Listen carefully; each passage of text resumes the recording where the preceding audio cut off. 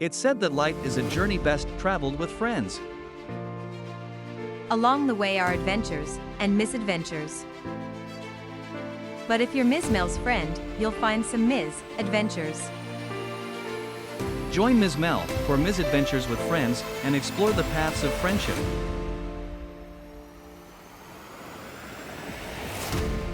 Welcome to you. I'm your hostess, Ms. Mel, and today on Misadventures with Friends, I will be visiting with my friend, wait for it, my friend Moo. Hi, Moo. Hey, Mel. It's so good to hear your voice. Oh, my goodness.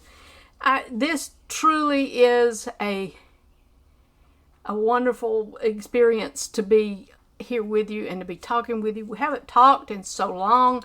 We have been communicating, Facebook messages and all that. Haven't seen each other face to face for a couple of years, and prior to that, it had been just maybe 6 or 7 years, and prior to that had been 30-something years, I think. So, and I think of this interview as our own little mini reunion. There you go. Yes. Stay in touch with your friends, and no, it doesn't matter how long it's been. You can still get back together and have a great time chatting and catching up. So everybody's going to get to catch up with us. Yay. Yay. And Facebook has been a great thing for everybody that says, oh no, I don't do Facebook.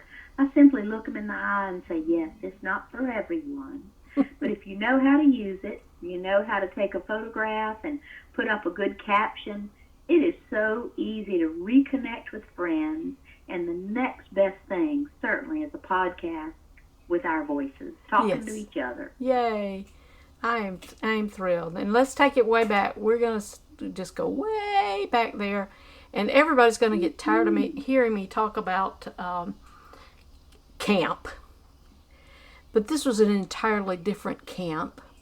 And this was the camp that I attended as a kid. And that's where we met. Moo and I met in 1975. At least 75, because that's the year of that picture we keep holding on to. That's right. That photograph that has all our favorite boys in it, including one particular red-headed boy who was 6 feet tall, when, as you know, I was only 4'11" and 3/4. But 1975 was a magic summer. We had such a good group of boys and girls. And, camp for so long, everybody went to camp. And then church camp in my family was reasonable. I could afford it. I had the 2 weeks to go. And then it seems like a generation of children didn't even go to, God forbid, stay away camp. To me, if you call it camp, it means it's stay away. It's redundant. That's right. But I think we had an excellent experience, and I started going the summer after 7th grade, went to church camp, our camp, until the close of 12th grade, and then I went to work at a camp those 3 college summers, a different camp. And it was a girls' camp, but the point was I could teach riding and ride horses all summer. So from 7th grade through the beginning of my senior year in college, I was at camp every summer and forged great friendships. I'm sure you did. And you've held on to those friendships. I know that when you and I reconnected, it was by happenstance. I was already up and had 3 kids and was making a trip to your neck of the woods, and we were able to get together and rekindle this friendship. And it's just been great. It's just been great. Where you were going to be and where I was going to be with one of my sons, it just worked out perfectly for us to spend the day together and for me to meet your husband and little children. It was that long ago. Our they children were little. Were so little. And time does go by quickly, but you know what? People often can pick right up where they left off as long as those feelings and emotions are real and honest. And again, camp, friendships forged in cold mountain water. Oh, They're the that was best. much nicer temperatures up there at that camp. We had some hot humids, but then the camp that I worked with for however many years it was, 14, 15 years, it was down in the heat of Georgia, and that was Yeah, I used to hear about people going to camp in hot climates, and I just didn't even know they had camps. And believe me, I tried to find sandwiches. us a place in the mountains that would suit what we wanted to do with our camp, and we just weren't able to find anything. But where we went was perfect.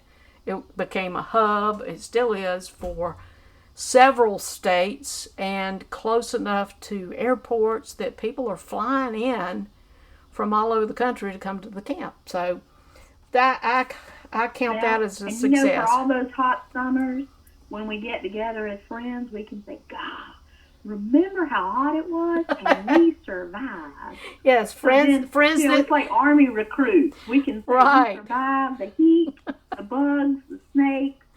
We didn't have any gorillas chasing us, but you know, that's part of it, is roughing it and surviving, and it sure does give us good stories to repeat. Well, and that's a part of friends getting together and saying, remember that time? You always bring up huge challenges, whether they're Army buddies with human life challenges, or if it's folks like us just slip and fall and somebody gets stung by a bee, somebody has to be transported to a nearby hospital. It's funny how when we get together as friends, we can look back on those instances, no matter what it is, whether it's our childhood, whether it's college, with, you know, working together in past years.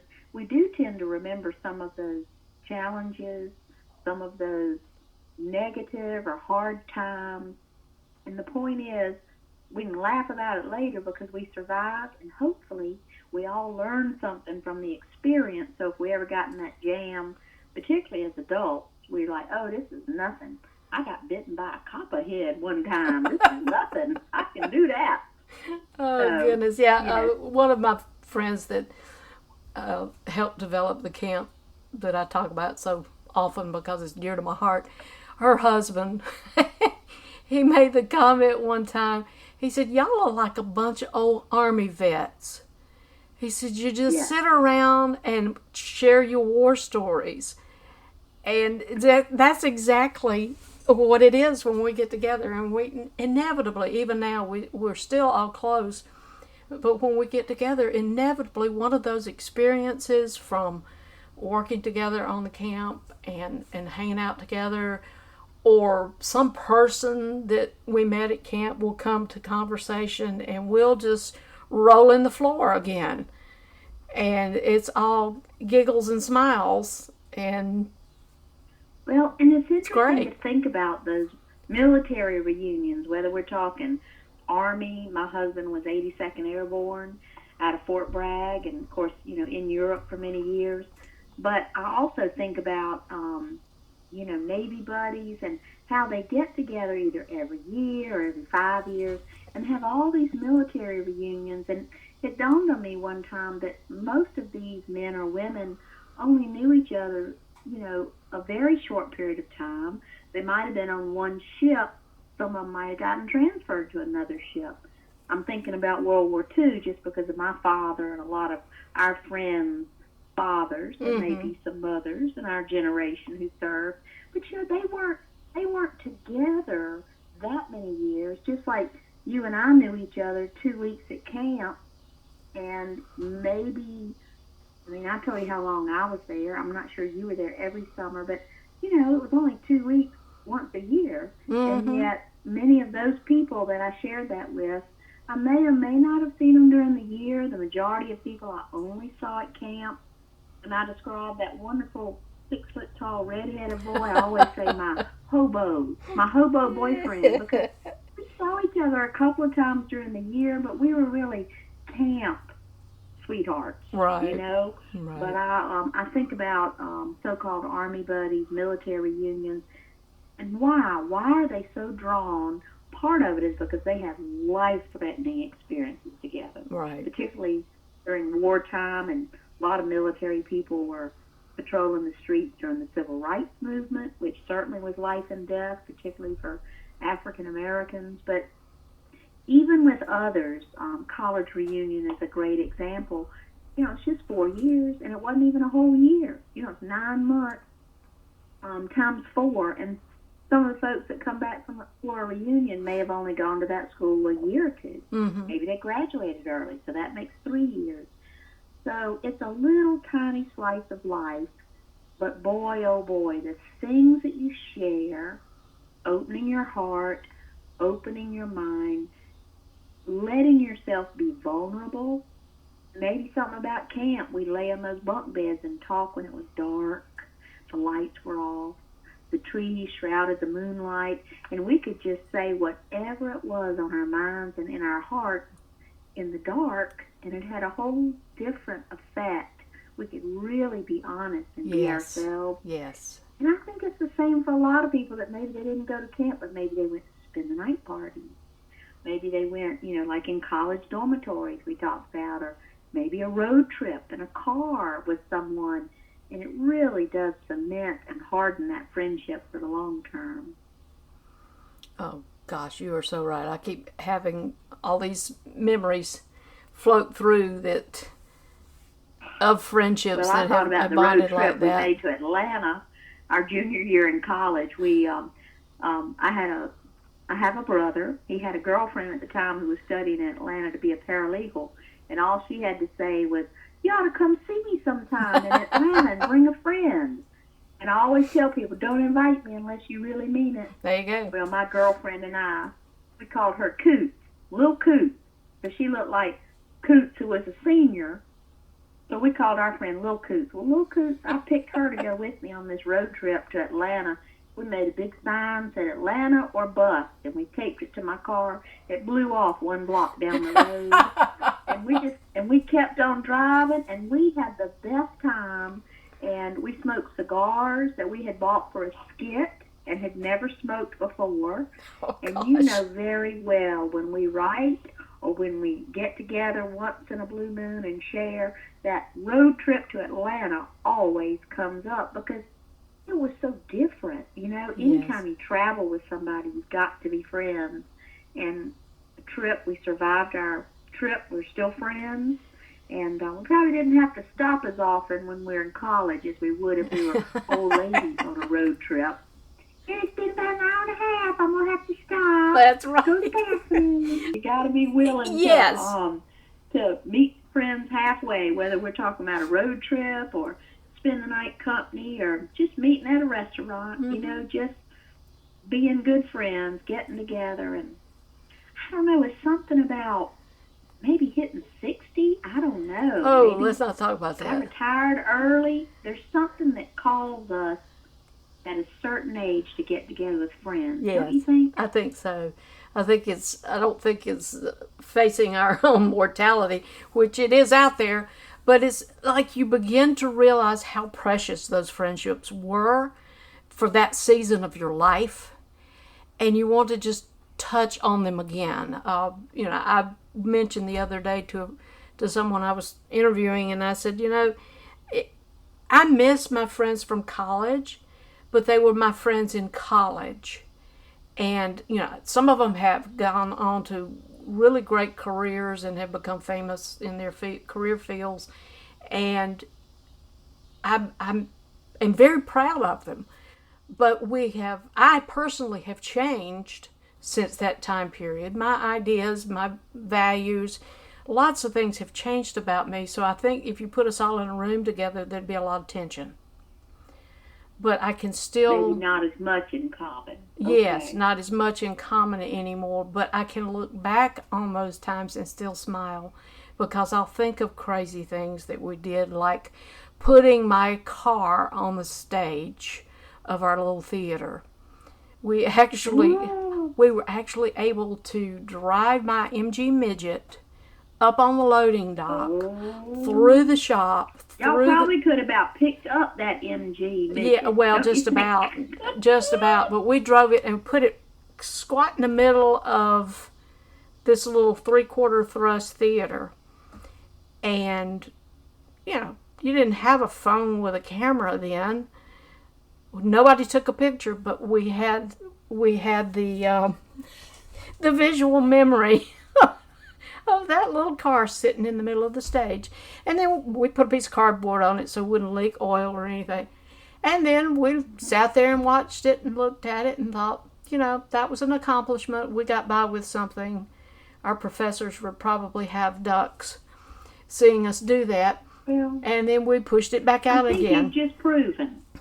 You've just proven that even with friends that you may not feel like you have as much in common with, or you certainly don't keep up with, I bet if you got together with one of those college friends, the situation with the car is exactly what y'all could talk about and laugh about. And the common denominator, of course, is that you're in college together. I just think there'll always be things that you have in common, whether a long weekend reunion is too long, or just maybe twice a year sending them a letter with a memory of them. Often we forget things about ourselves, and it's so much fun for someone to say, Moo, I remember one time when you did this, and A, you might have forgotten. Well, B, that might not be how you remember it. And or C, you just don't want to remember it. Thank you very much. Well, maybe so. Yes. Well, Moo, I know in your career, you are so accomplished. I'm so proud of you and what you have done in your career, and it's just been so neat to follow it. I followed it I've been lucky, but my church minister would not like for us to use that word, luck or fate. But I think being open to possibilities. There are probably some really good quotes out there about just being open. And I went to a liberal arts college, so I didn't have to declare my major right away, and I didn't. And even when I had to, I filled in something on the blank, because it wasn't until I worked at summer camp, met an incredible woman who was, she just happened to land a new permanent job. She was out of college, just got married, and she said, hey, don't you have to do an internship somewhere? And I worked it out and did my internship at the museum where she was working, and discovered what I wanted to do as a career. I wanted to work at historic sites, and that internship turned into a full-time job after college, and then that turned into discovering where I worked for about 30 years at an outdoor historic site. And yes, just being able to love what you do, to be able to have been open to, oh, okay, yeah, I'd like to do an internship with you. And my friend takes no credit for it, but I often will write her and say, you're the reason I've enjoyed my career so much. What a beautiful thing to do. I think that's a good point to bring out, it to just encourage people. Thank your mentors. Yes, just encourage people to think about experiences. Yes, people. Be kind. Think about those people that contributed to where you got to in life. Those friends that boosted you, that encouraged you, that said, "Hey, you can do this," and thank them. Alive. Yes, and thank you. Because most of our mentors are older. I just wrote a professor of mine, my favorite professor. He did not, demand that I declare a major. He just kept hanging with me, and he also led excellent field trips. First time I'd ever been to Washington, D.C. was with a very small class trip. It was just one carload. He trusted me enough to drive as we went past Richmond and got into D.C. He let me drive his Ford Granada. And on a recent trip last month, I stayed 11 days in D.C. because I'm retired, and I could go and not feel like it was a weekend and I had to cram everything in and someday I'm coming back. Well, that's what I did. And when I was in Washington, I bought a big card at Arlington, and I sent it to him because I was so overwhelmed with remembering my very first trip to Washington. And, let's say I've been 5 times total. Somebody that might seem like a lot. Somebody else might laugh. But my first trip was with that history professor, and I wrote him, and I swear the day he got my letter, he wrote me right back and said how good it was to hear from me. So I encourage our listeners to, like you just said, sit down and think about your mentors. And even if you just say a silent prayer and say, thank you, God, for the mentors I had, and then ask for a blessing for them individually, or better yet, find your favorite way to get in touch with them and thank them, because a mentor is a different kind of friend, but they still are friends, and they like to hear that they made a difference, Yes. that their time was not wasted. And boy, oh boy, I do love to travel, and I think some of it probably comes from those field trips in elementary school, middle school, high school, definitely college. You're listening to Misadventures with Friends. Well, Moo, tell me something with all these ins and outs and different experiences that you've had that have been so wonderful. Have you ever had a just unexplainable, unexpected, unusual friendship to occur? Oh, yes. Almost every single day.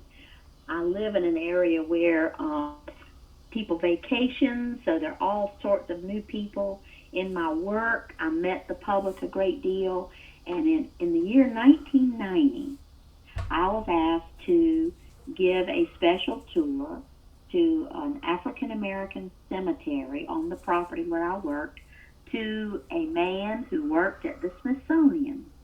And I was like, okay, and that's all I really knew. I didn't have a whole lot of preparation, but I knew that he worked at the American History Museum at the Smithsonian.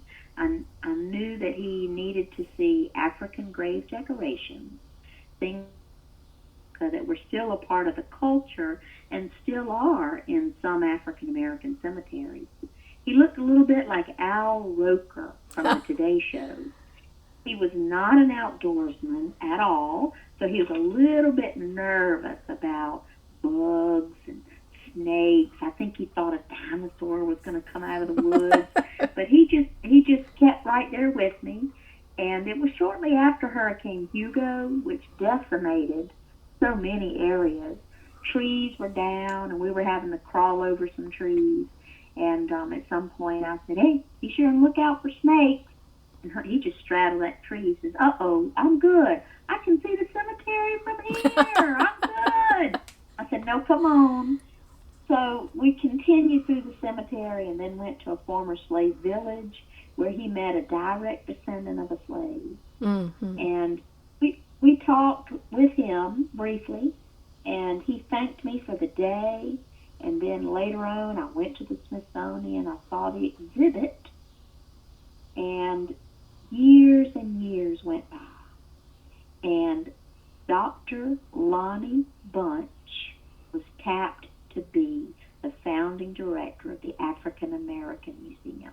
Mm. And when the museum was opening, there was a slave descendant who had lived most of his adult life in Detroit. He had grown up at that historic site where I worked, and when his family chose to honor that slave descendant, I think they paid big money, and his name is on the wall, and it still is, in D.C. And as they were talking with the founding director, Dr. Lonnie Bunch, something was said. I'm sure Lonnie said, "Tell me about the person you honored who's on the wall here." And they explained that their father had grown up in this historic site, now a historic site, and his eyes lit up, and he goes, "Oh, I have a friend who works there. She was like Annie Oakley. I don't remember her name, but she was like Annie Oakley. She led me all through the woods, and then she took me to a row of slave cabins." And honey, when they later told me this story, I'm just listening, and I'm like, "Oh, who was it that he met?" And they're like, "It's you. You're Annie Oakley." And the fact that he said he had a friend, well, I sat down and just wrote him a letter of congratulations. Oh, wonderful. Yes. And we began to see each other at conferences and meetings and have a few mutual friends. And when he wrote his book, his memoir of founding the the National African American Museum of History and Culture, he included a page or two on coming to the historic site, meeting the slave descendant, having a conversation about the discussions of slavery. And the slave descendant said, "Sir, I know that you are an important man, and we need to talk about slavery. People do not want to talk about slavery anymore." Remember, this was 1990. Mm-hmm. Dr. Lonnie Bunch said he felt like that experience changed his life. It was one thing to have scholars talking to each other, but we needed to talk to the public. So not only could I be his friend and introduce him to my little part of the world, wow, what a mentor he's been to me. And again, he and I aren't going out to eat and spending the night at each other's houses, but we do consider each other friends. Right. And I am very, very honored to have had a little piece of him back in 1990 to establish that relationship. And then even with his promotion to the head of the Smithsonian, there are still ways a person can keep in touch by just writing a note that said, "I was there last month, and your touch is everywhere."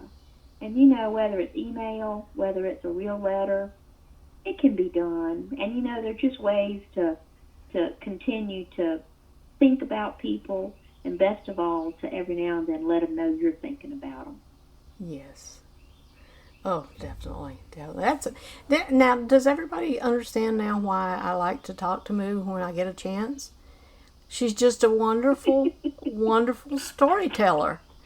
And that's just your nature, just to share and to talk. And I remember that about you when we were in camp together, just enjoying listening to you and cutting up with you and just having a good old time. Well, and it's so much fun just to say to friends who knew you when you were young, because you don't realize you're that personality. You don't realize who you are or what you are. So that's another reason for these reunions. And it's like, what do you remember about me? I don't know that I've ever said that, but it's awfully fun to think about their impression of you is perhaps much kinder and more interesting than your impression of yourself. Yes. So maybe that's another reason we need friends is, it's not your mama saying, "You are a mess. You are so bad." What if, I don't know. I think our parents encouraged us some, but somehow friends give us, to this day, still give us a feeling of who we are. Now, self-discovery and self-awareness is the most important thing, but sometimes it takes a friend to say, "You're so thoughtful," or "I love it when you," or "I admire you for having a podcast." So, they're just other, I think, identification of self often starts with how friends see you, particularly if you grew up in a family with a lot of siblings. That's a whole nother conversation, but, I was the last of four, and when I went off for camp, for somebody else that might be college, for somebody else that might have been swim team with their peers, there's some moment in your life where you leave home and you're with peers and you're not somebody's daughter or someone's sister. You are just yourself, and then the friends you meet at camp or college or on swim team help you identify who you are or who you will become. Don't you think that? Oh, yes. Definitely. I know when I was able to, well, let's put it this way. I was in school with the same group of people for 9 years through elementary school and junior high and high school. So they either knew me too well or they didn't know me well enough. And I never really felt like I could be myself when I was in school. But And was that small town or private school? private school. Private school. I mean, Gotcha. I graduated with 15 people. Well, there were 15 of us in graduating class. That's small. So we did. Well, I'd say I'm sorry, but I don't want to insult you. But when I would go off to summer camp those years, and I think I went from like after 5th grade up through. Oh, that was early. Yeah, that's when you could only go for a week.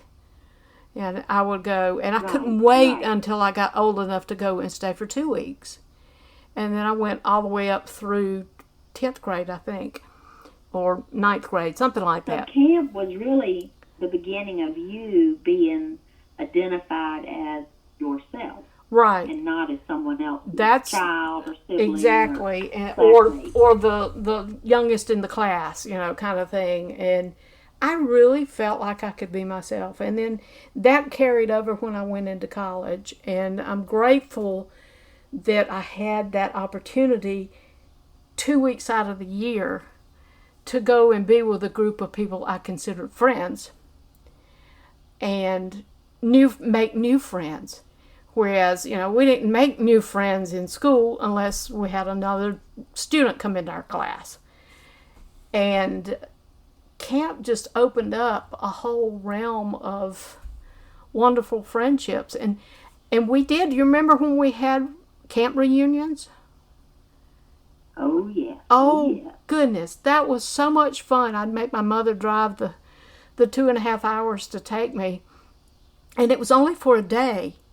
But my goodness, it meant so much to be able to see these people that might not get to come back to camp the next year, and you might not see them again, but just hooray for the peas and the carrots. Woo! And that's right. That was our volleyball team. Our listeners need to know that, but we did not choose tigers or cougars or even gamecocks for whatever reason. I think Cindy made it up when she said, "Hooray for the peas and the carrots." Woo! But I did make up when it was time to rotate for volleyball. Remember, we had to rotate, and somebody would usually, a captain or whatever, would call it out. Big Jim would yell, "Rotate!" I got to where the word rotate wasn't funny enough, so I'd say roller skate, and we would roller skate to the next position. Yeah. And when that kind of wore out, I started saying regurgitate. And I tell you, to this day, if I'm playing volleyball or anything like that, I will up and say regurgitate. And people are like, "What the heck are you saying?" I said, "Oh, never mind. I meant to say rotate. Sorry." Oh, my gosh. But those things have lived with us, and even those camp reunions, right? Right. We really lived for them. And I think, too, camp gave us whatever activity. Again, not everybody went to camp, so we could say swim team or soccer team. But for us, I think especially since it was co-ed, it gave us a healthy opportunity to be friends with, and literally friends with boys, in an atmosphere where it didn't have to be romantic or paired off. Right. Now, it didn't take long before we started having crushes on boys. Yes. But really and truly, if they didn't return our crush, we still had a friend. Yes. And I just think Great over time. and over of early friendships, male and female. I love to introduce. I have a friend exactly my age, and he now lives in my area. So when we run into each other, and people are like, "How do y'all know each other? And I'll say, "Well, we grew up in the same town. In fact, he was the first person I ever slept with." And notice how I worded it. He was the first person I ever slept with. And the first time I said that, can you imagine the look on his face? Oh, my goodness. But No. the look on everybody's face, before I said this, I quickly followed up with, yes, we were best friends until he moved away the day 3rd grade started. So yes, we slept together, we swam together, we bathed together, We changed clothes in front of each other, and there was never any question about inappropriateness because we weren't into that. We were just friends. Just little kid and friends. I think and just, my first best friend just happened to be a boy. And I think that's what gave me the opportunity, and I hope this for every listener. It's wonderful to have friends that are not just the same sex you are. Right. And exactly. Yeah. I like to think that there's a wide variety of people now that people could be friends with and learn from. But I think one of my secrets of being as interested in friends who were boys or girls or whoever else now, that we're aware of other genders and non-gender and transgender, just that opportunity to be friends also with people that maybe were had parents from other countries. Or I remember when I realized a friend of mine had a father who never was in the military.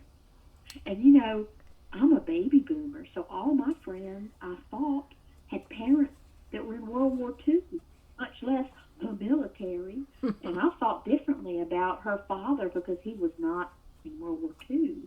I don't know, I thought maybe he had flat feet or something. Turns out later he was just younger, a lot younger than my dad. So different friends, and again, right, being open to new experiences, being open to new people, and especially new and different people. Well, my friend, I'm looking at the clock here, and I hate to have to shut it down. We might just have to have another phone call one day, and oh boy, see what else we can come up with. I would like to say in closing that to be friends and stay friends, you do have to make some effort, even if you don't keep in touch. But when you do get together, not just to talk about the old times, but to intersperse it with what's important to you now, to not make the whole conversation about your spouse or your children, but to include that, because it shows that pattern of growth and early skills, when we were children that we might have turned into careers. And I just think that dropping a note, sending an email, trying to keep in touch makes us have a richer life, a fuller life, and not just the same 5 friends to see every week. And sometimes it takes a little effort, just like you and I went to an effort to get together that time, and it worked. We were in the same place at the same time, and I've held on to that memory for so long. I didn't know anybody else that did geocaching. And every time that word is mentioned, I think of you because you taught me something that day. So it's just keeping friends, making friends, and having a wide enough circle so that you're still growing, you're still learning, and you're still being a friend, making friends, keeping friends, being a friend. As we get to a certain age, and we sure do need friends, don't we? Don't we, though? Well said, my friend. Well said. And thank you for chatting with us today and sharing another Ms. Adventure with me. We thank our friends. Yes, we thank our friends old and new for journeying with us. And we hope that you'll give us a thumbs up and become our friend on Facebook and Instagram. Now we commission you to go and make a friend and to be a friend. Thank you, Moo. You are mighty welcome. I've enjoyed our time with all your listeners. Thanks. See ya. Bye-bye. A strong friendship doesn't need daily conversation or being together, as long as the relationship lives in the heart. True friends never part. Unknown author. Misadventures with Friends is a production of Depot Street Studios and Rocket 88 Broadcasting. Music is from Storyblocks.com.